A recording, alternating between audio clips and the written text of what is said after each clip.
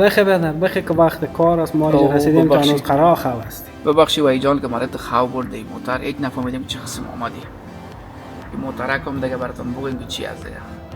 2019 مکتوب سر ترافیک کابل، بسیار یک موتر ثابت بدون تکر. آپشنش هم لیمیتد است. این داخلش هم میبینید دیگه سی سیت است، لیدر سیت برنگ قوایی با آپشن گرم کن و سرد کن. تاپ، گیربکس اتومات، کمکدار، فینگر استارت، مانیتور همراه با کامره عقبی فال، بسیار یک سویچ بورد مفشن، ایسی دارای ایربگ های فال. موتر فول آپشن است.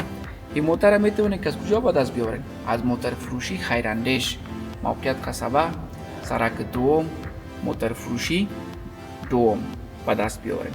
پلتفرم کاروان همراه با صفحات اجتماعی فال در خدمت شماست. یک چیز دیگه هم وای جان یادم نره که برای دوستا و رفیقا و در هموطنا بگویم، قیمت از این موتر $38,000 امریکایی است. معاملات ما دیگه خبر داریم کاملا به افغانی صورت میگیره.